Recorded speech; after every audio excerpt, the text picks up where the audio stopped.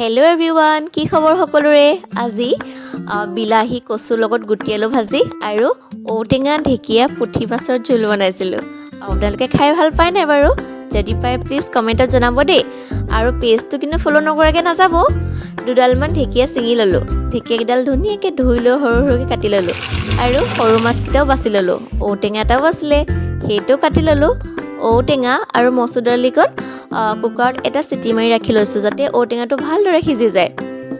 ইফালে পেনখন পাতি তাত দুটামান পাঁচফোৰণ ফুটাই লৈছোঁ। তাতে ঢেকীয়াকেইটা লেৰেলি যোৱালৈকে ভাজি লৈছোঁ। ভাজি পৰিমাণ অনুসৰি নিমখ আৰু হালধি দি ৰাখি দিছোঁ।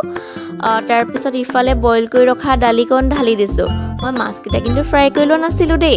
মাছকেইটা ফ্ৰাই কৰি ল'লে অকণমান সোৱাদটো কম হোৱা যেন লাগে, সেইবাবে। আৰু মাছটো কোমল হৈ থাকিলে ভাল লাগে, বইল হৈ থাকিলে খাই। ভালকৈ তৰকাৰীখন উতল অহাত তাত মাছকেইটা দি আকৌ ভালদৰে লৰাই 10 মিনিটৰ কাৰণে ঢাকি ৰাখি দিছোঁ।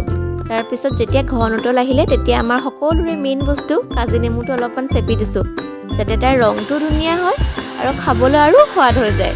দেখিছেনে কি ধুনীয়াকৈ উতলি আছে তৰকাৰীখন? আৰু এইদৰে আজি সজালোঁ। কেনেকুৱা লাগিছে জনাবলৈ নাপাহৰিব। বাই।